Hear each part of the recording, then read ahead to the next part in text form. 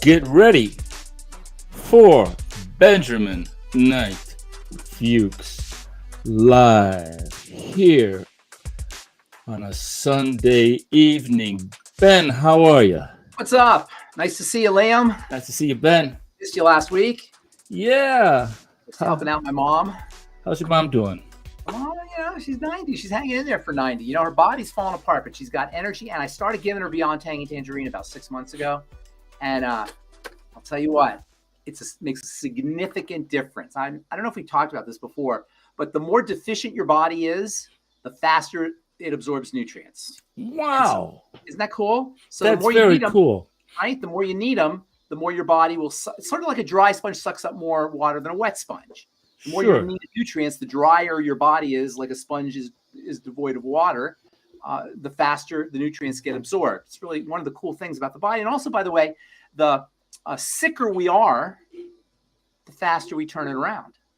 The sicker we are, the faster we turn it around. It's counterintuitive. You would think that. I didn't say the longer. I didn't say you turn around. I didn't say the faster you eliminate it. I said the faster you turn it around, begin the process. And I'll tell you why that is in a second. Okay. Before I tell you that, check this out. And this is a well-known phenomenon. I'm sure you've seen this and heard this. The more weight you need to lose, the faster it comes off. It's the last 10 pounds that are the hardest. Sure. Right? Sure. The first 40 or 50 pounds is much easier than the last 10 pounds. Sure. So it's like the more out of balance the body is, the more it's ready to go back into balance. This is a kind of a natural physics phenomenon. The more out of balance a system is, the quicker it is to start. Once you make the changes, of course, once you make the appropriate changes to restore the system back to balance, the faster it'll happen. So if you have multiple health challenges and you figure out, you backtrack, which is what we're always doing on this program. What I always do is backtrack, troubleshoot. I want people to see how the disease progresses so that you can reverse it. Once you backtrack it, once you see how the symptoms, and the more symptoms you have, the better it is, how the symptom are related to one cause, all you gotta do is cut the head off the snake. All you got to do is just get right down to the cause, and then everything just falls into place. Now, it takes some time. Sometimes it may take a lifetime. If you've been mucked up for 50 years, now you're 60 and you want to make a change. Sure. It may take you 20 years. It may take you 10 years. Sure. But you can begin the process today, this moment, right away. As soon as you take the stressors out of the system. See, the system's in a balance. Basically, this is what disease is. You have a balance, and the body is in this exquisite balance. And I'm saying a balance, but it's much more complex than that because every cell has a balance, and it's balances within balances within balances within balances, almost an infinite amount of nested balances, like those Russian dolls. You ever see those Russian dolls where you have a doll and then you take it out, there's another doll and another doll and another doll and another doll? These are nested phenomena. Russian dolls are an example of nesting, where you keep going down and down and down. And the same thing with the stressors in the body that throw the body out of balance. You have cellular stresses, then you have pathway stresses in the pathways, in the biochemical pathways, and you have genetic stressors. So you can keep going all the way down. But the point is once you start to resolve the stressors, and you only have to do a couple things. That's what I'm always talking about. We're going to talk about it here today. Once you resolve a couple of things, really only 2 or 3 things, that's like cutting the head off the snake. And everything, the snake then dies. Everything else falls into place. Now, this reminds me of the story of the Gordian knot. Have you ever heard the story? No, I've heard of the Gordian, but I don't know the story. Let me tell you the story. It's a cool story. So Alexander the Great, he was one of the greatest figures in all of history, really, certainly one of the greatest conquerors, I guess, or emperors, whatever he was, generals. And he was, he died when he was 33. Right, yeah. He died very young. And he was trained by, I think it was Aristotle, I think, trained him. Was it Aristotle? Yeah, it was Aristotle trained him. He's trained by one of the greatest philosophers who ever lived, and he was the son of a king, and just this phenomenal figure. You know how he died? It's funny, when he died, there's a famous quote he said when he died. He goes, "I am dying by the hand of too many doctors." He said that in like 300 BC. Wow. Right? Wow. I'm dying at the hand of too many doctors. Yeah, I don't mean to rip on doctors, but it's just funny how this whole thing with medicine and with doctoring and the unsavory reputation of the medical model, which in fairness, they do great things. I don't like ripping on doctors, but it's just funny that he said that. Anyway, he was he was riding through this place called Gordia. Mm-hmm. It was like it was a region or a country or a state, and there was a knot on the tree. And Alexander says, "What is this knot doing on the tree?" And one of his generals says, "Well, Alexander, there's a legend that says that whoever can get rid of this knot on the tree will be the emperor of Gordia." And Alexander says, "That doesn't sound hard." He says, "No, it is hard.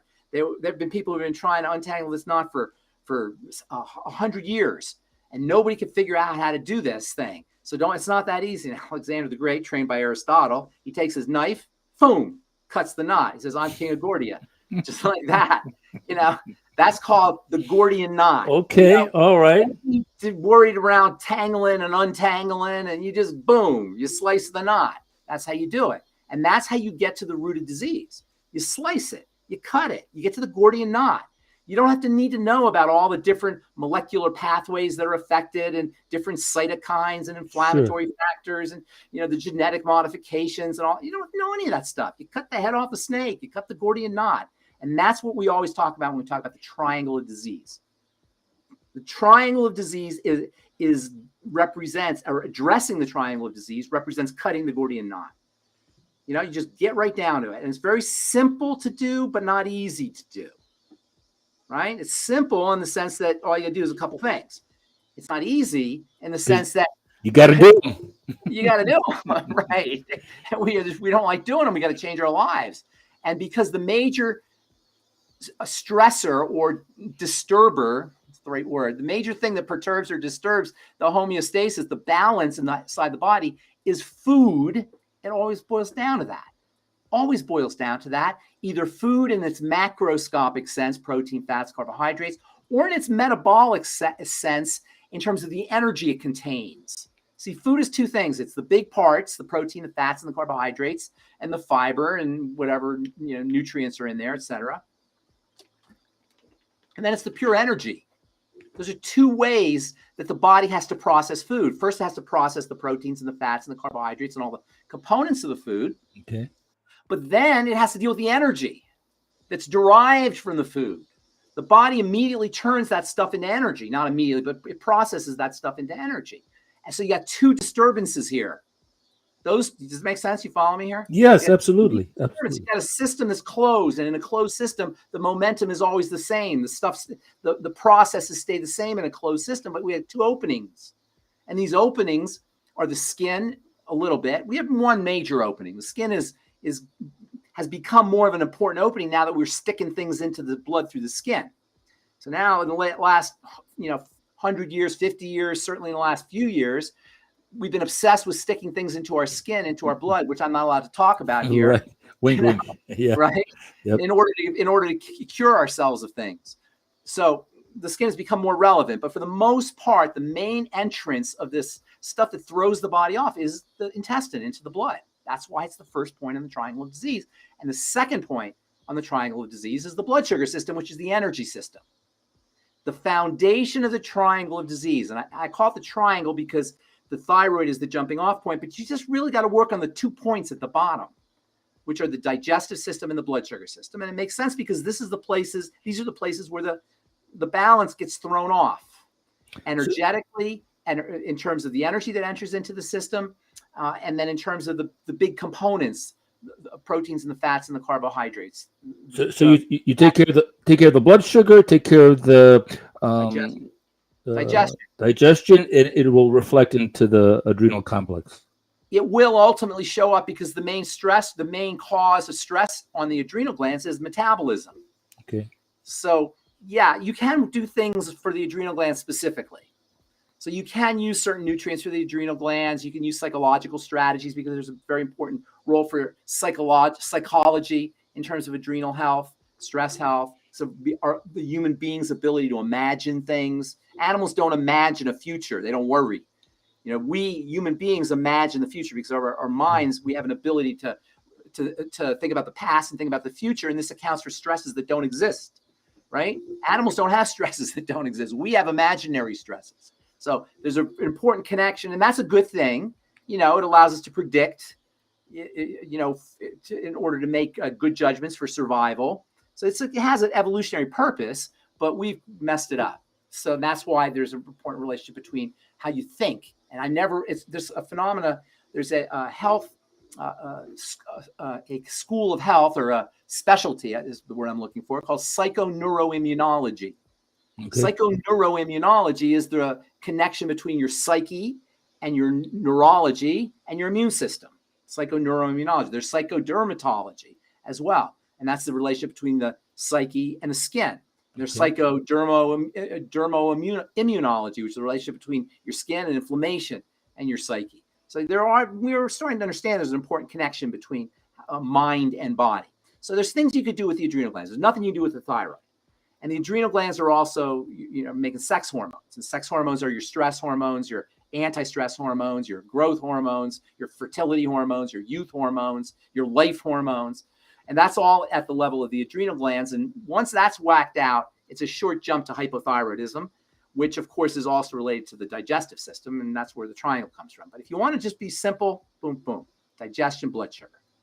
And that's what we're going to talk about here today. Because I had a conversation with a friend of mine, a friend of a friend of mine. She wanted me to help this gal who had psoriasis. And I spent some time with her this morning. I thought that'd be an interesting subject to talk about. The heartbreak of psoriasis. Heartbreak of psoriasis. You remember that? The heartbreak. That's because we're old. They don't say that anymore. The heartbreak of psoriasis. I think that was a commercial. Right. Anyway, so psoriasis affects about 3% of adults in the United States. So I don't know, what does that come out to? About 15 million people, something like that. Is that right? From my math, something along those lines, 10, 15 million people.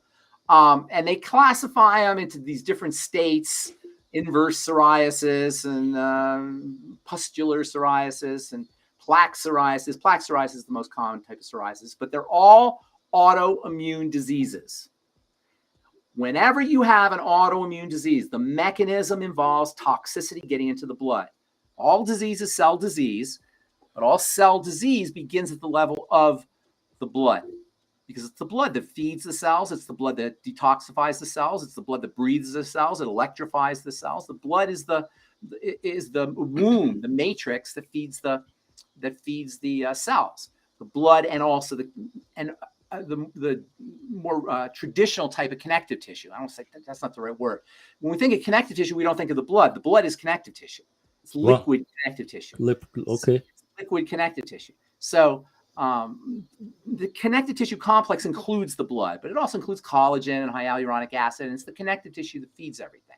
When we have an autoimmune disease, the connective tissue is toxic.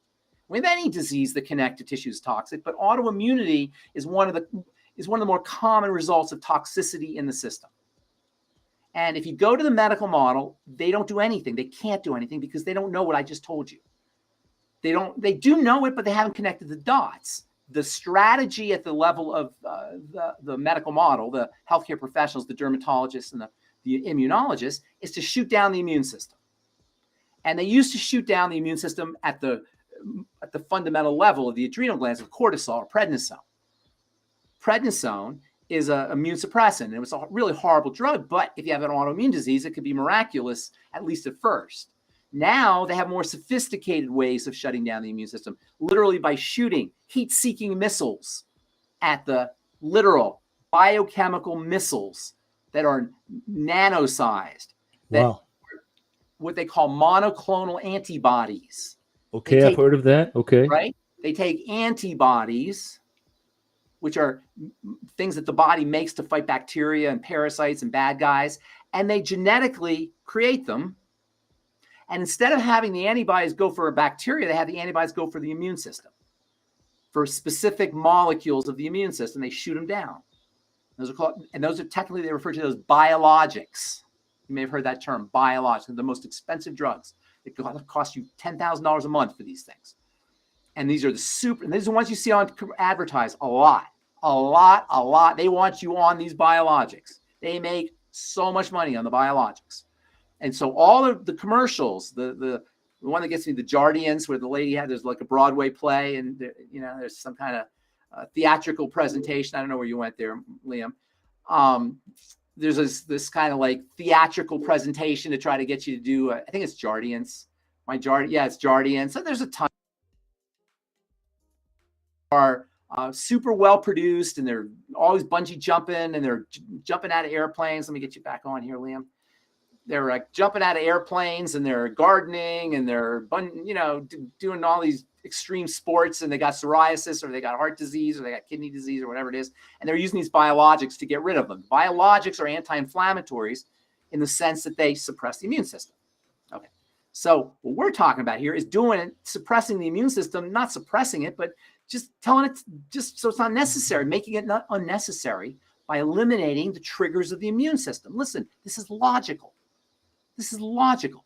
These are immune diseases, autoimmune diseases. Psoriasis is an autoimmune disease that affects the skin cells. But it could be multiple sclerosis. Multiple sclerosis is an autoimmune disease that affects the nerves. Hashimoto's is an autoimmune disease that affects the thyroid. Type 1 diabetes is an autoimmune disease that affects the pancreas. Rheumatoid arthritis is an autoimmune disease that affects the cartilage. Scleroderma is you know what I'm saying here? Lupus, sure, yeah. Scleroderma, they're autoimmune diseases that affect various parts of the body. But the part itself isn't as important as the fact that something's being attacked. And that always comes in through toxicity in the blood, into the blood. First and foremost, our first point in the triangle of disease, pop her up there, my friend. Skin and gut microbiome in psoriasis. This is from Frontiers in Microbiology. There is much evidence that alterations in the skin and intestinal microbiome play an important role in the pathogenesis of psoriasis, and restoration of the microbiome is a preventative and therapeutic strategy for psoriasis. Hello, that's the microbiome. Now, we talk about the intestine as being the first point on the triangle of disease, but intestinal disease begins as dysbiosis, messed up gut bacteria. So we talk about the intestine, but really the beginnings of the chronic disease process begin at the level of the gut microbiome. Always, always, always, always. And this is where SIBO comes in. And we haven't talked about SIBO, but I think we'll do that next time because that's really important. Small intestinal bacterial overgrowth. Always the level of the microbiome. And there's many ways to address that. We'll talk about that here in a moment. So that's the first point on the triangle of disease. What's the second point on the triangle of disease? Boom, the blood sugar system. Next slide. This is from diabetes, the journal Diabetes, Metabolic Syndrome, and Obesity, Targets and Therapy. Diabetes and psoriasis are prevalent conditions with a spectrum of serious adverse outcomes. Both diseases are common comorbidities for each other. They occur together. And diabetes is considered a risk factor for psoriasis and vice versa. Second point on the triangle of disease. Psoriasis is a blood sugar problem. Look, notice we haven't said anything about the skin here. Most people with psoriasis are going to go to a skin health professional. Psoriasis is an autoimmune disease. It's not a skin disease, even though it shows up on the skin. And by that, I mean you can't get to the psoriasis by treating the skin. You have to get inside the body at the causal level. Point number one on the triangle is the digestive system. The next point is the blood sugar system. One more, the third slide here. We know that one of the outcomes of long-term disturbances in the blood sugar system is something called metabolic syndrome. Metabolic syndrome is a constellation of disease states or symptoms. That's what a syndrome is, that involves metabolism. What's metabolism? Everything. I call it everything syndrome. It could be everything. It could be your liver. It could be your bones. It could be your brain. It could be your immune system. It could be your cardiovascular system. It could cause obesity. It could cause cancer. It can cause acne. It can cause liver disease. It's endless what it can do because you're working with the energy part of the body, and everything, every cell in the body, every organ in the body requires and is responsive to fluctuations in energy. Next slide. And then you have the thyroid connection. I meant to put, we've probably got these a little backwards, but we'll talk about the thyroid here. Hypothyroidism is the jumping off point to all chronic degenerative disease. And if you have a chronic degenerative disease, you got a thyroid problem. You don't even need to be tested. You got a thyroid problem. Now, the problem with the thyroid is, number one, it's the jumping off point to all other health challenges because it's the major regulator of all the cells. Thyroid hormone makes skin cells skin, bone cells bone, muscle cells muscle, heart cells heart, kidney cells kidney, intestinal cells intestine. A cell does what it's supposed to do under the control of thyroid hormone. So once you're hypothyroid, you are off to the disease races. And if you have a long-term chronic degenerative disease, you can assume that there's some kind of thyroid dysfunction that's associated with it, but you can't do anything about the thyroid on its own directly, with the exception of giving thyroid hormone. And anybody who's got Hashimoto's thyroiditis, which is the major form of hypothyroidism, it's an autoimmune disease of the thyroid, you know that you get Synthroid or levothyroxine or something similar to that, or maybe Armour Thyroid if you go to a more holistically minded physician. And all that does is replace thyroid hormone. That doesn't make your gland better. That doesn't make the organ better, because there's nothing you could do to make the organ function better, because the organ functions because of what's happening at the level of the adrenals and the blood sugar system and the digestive system. I hope this isn't too confusing here. Liam, help me out. I got to let John here. Not at all. Not at all. It's it's awesome. Point. But before you get there, next slide, kind of reverse these a little bit. Cortisol and stress reactivity. Psychological, this is from Clinical and Laboratory Investigations, which is part of the British Journal of Dermatology. Psychological stressors might contribute to the severity of chronic inflammatory diseases such as psoriasis by dysregulating what they call the HPA axis, which is the brain-adrenal connection.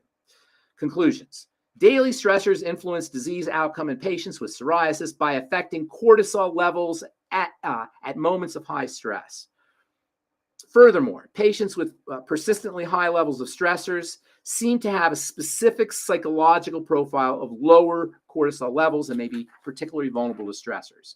So over time, as your body loses its responsiveness or doesn't make as much cortisol, cortisol is an anti-inflammatory, lower levels of cortisol, which are associated with psychological stress, will have a pro-psoriasis effect. Cortisol is an anti-inflammatory, and it has a quenching effect or an inhibiting effect in the immune system.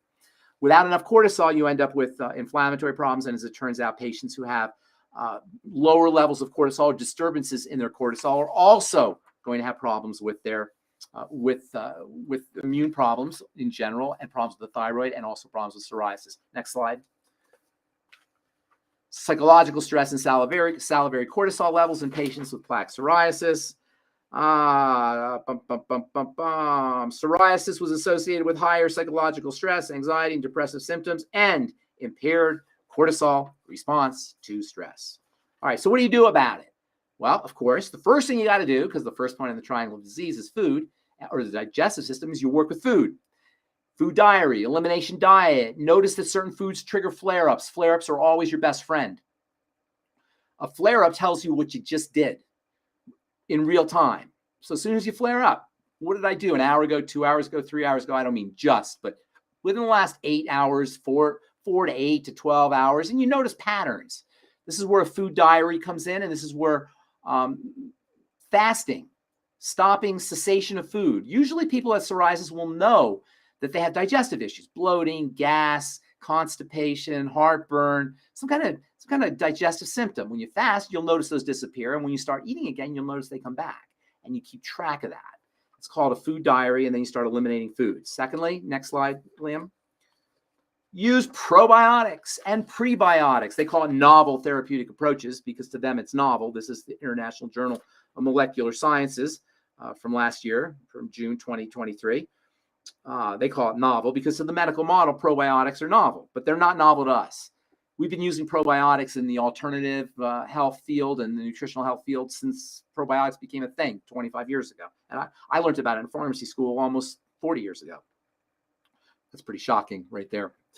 All right, so what does this say? Patients with psoriasis receiving anti-psoriatic local therapy and probiotic and prebiotic supplementation performed better in measures of disease activity, including various scores, than control groups, than patients not given those supplements. So probiotics, they're a little tricky. I like the Nightly Essence from Longevity. There are other probiotic supplements out there.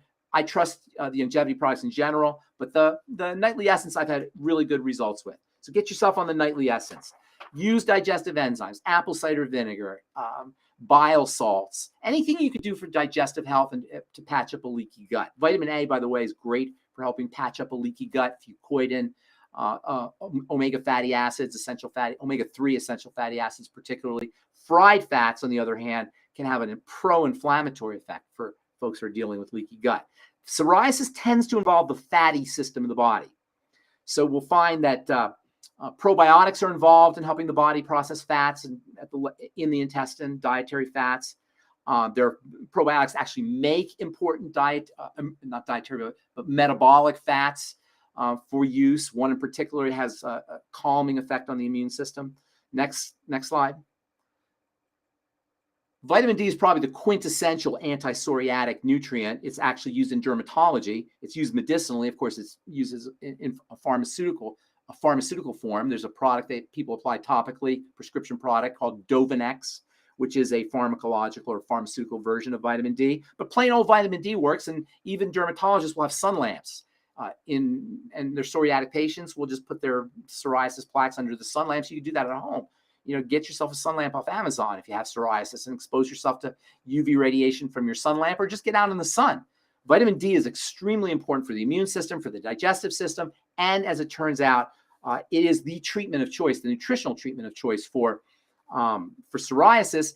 You can't really, oral vitamin D is not a great way to get your vitamin D. The sun is the best way to get your vitamin D, or a sun lamp. You can eat vitamin D. It's found in certain foods. Organ meats are particularly good sources of vitamin D. And then mushrooms have some vitamin D in them. It's not really found in a lot of plants. It's not found in plants at all. It's an animal hormone. It comes from cholesterol, as it turns out, and plants don't really make cholesterol. Probably the best way to get your vitamin D. You can supplement with it also, of course, but the best way is going to be from the sun. Next slide. Vitamin E. Now, you'll notice that these vitamin D and vitamin E, and as we'll see here, some other fatty substances are linked, low levels are linked to psoriasis. Some of that might be intake, not getting enough vitamin E in your diet or through supplements, but a lot of it could also have to do with gut problems and gallbladder problems with bile.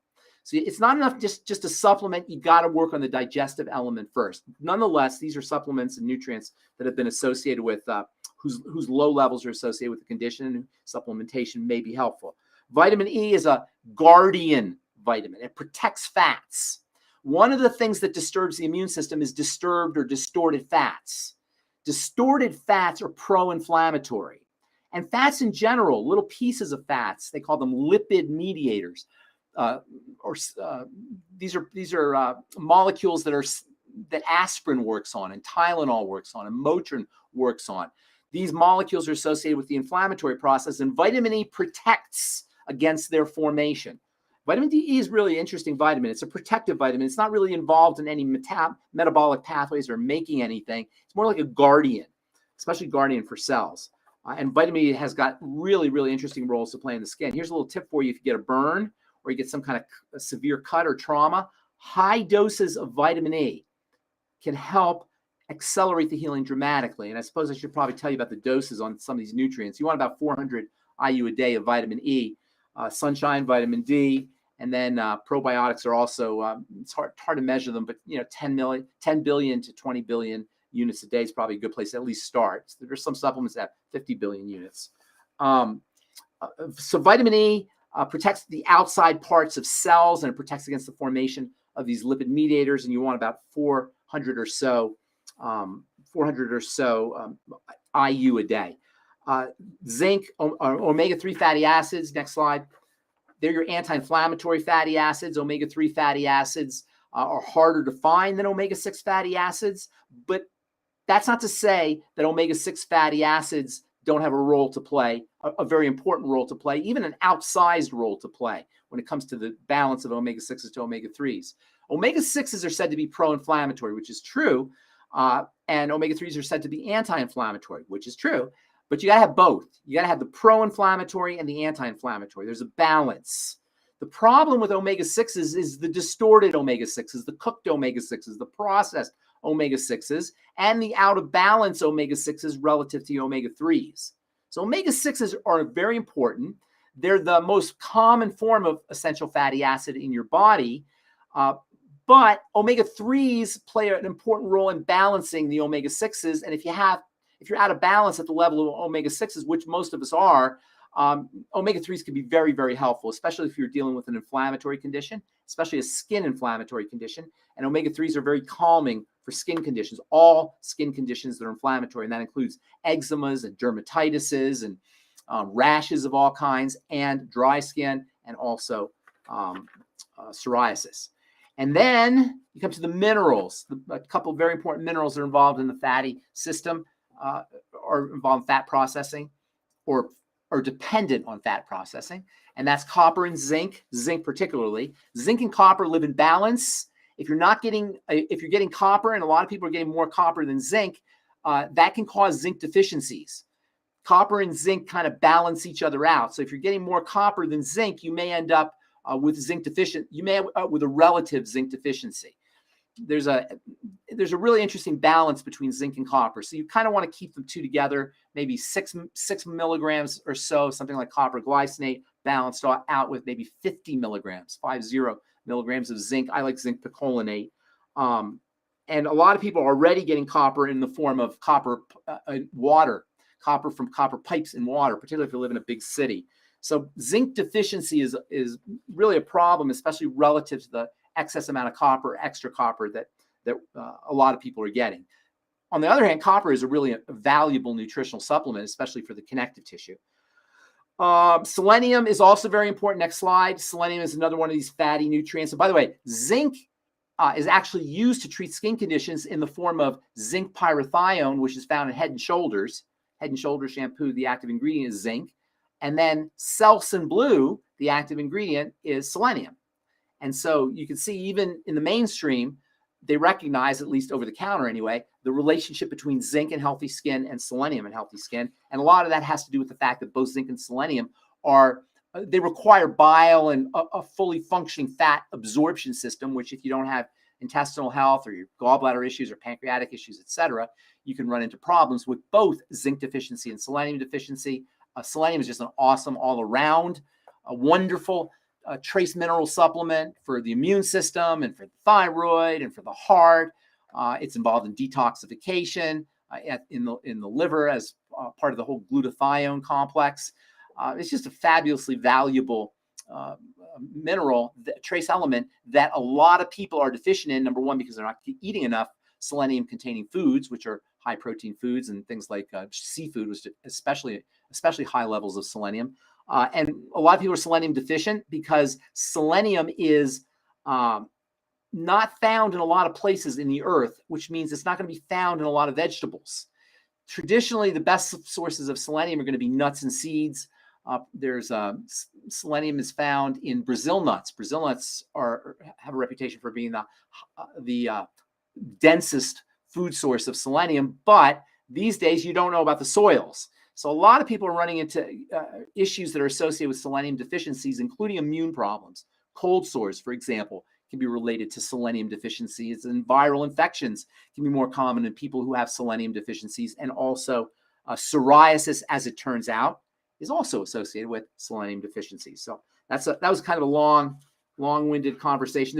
I didn't even scratch the surface, Liam, about nutrients that you could use for psoriasis, but vitamin A is, of course, really important topically as well as internally for psoriasis. There's also roles for other digestive support supplements like I-26, which we've talked about in the past, and maybe lecithin granules to support bile health. There's a lot of different things you could do, but that's kind of the Cliff Notes version on how to take care of psoriasis. And as I said earlier, if you have psoriasis, you should know that 4 to 8 weeks from now, that's cellular turnover time at the level of the skin, your psoriasis can be gone. Well, what I think is really amazing about this discussion is, I had a friend in high school who had this horrible case of psoriasis, and she would rub just a cortisone cream on her skin. Yeah. And so what you're showing is that psoriasis is really about balance. We talked about zinc, selenium, vitamin A, D, omega-3s.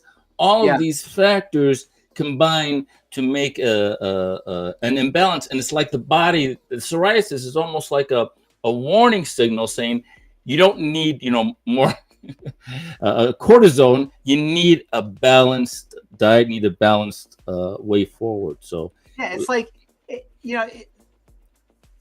you understand that dis-ease is when the body's out of balance, you could see how there's an inherent problem with the medical strategies, with pharmacology, because pharmacology is not going to restore the balance. It's going to throw it even further out of balance. Right. And even if you're hiding the symptoms, the out of balance part isn't being affected. It's almost like fraudulent.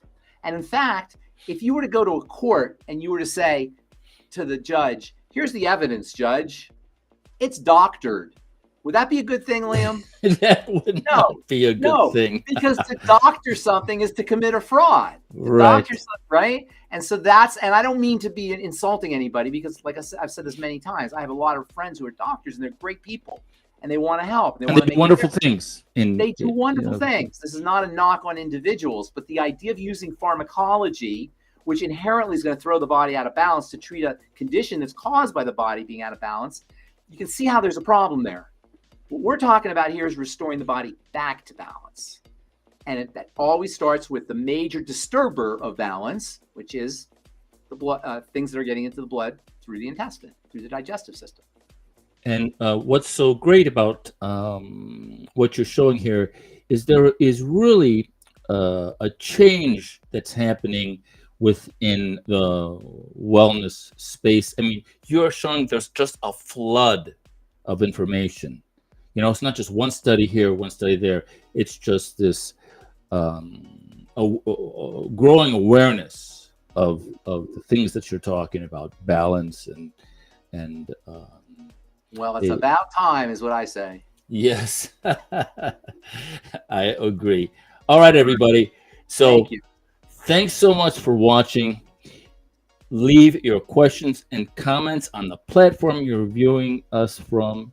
And so we spent another great Sunday together, and I hope we can see everybody again next time. All right, Ben, it was great. Thanks, Liam. Bye, everybody. Thanks for the presentation, and we'll see everybody next week. Take care.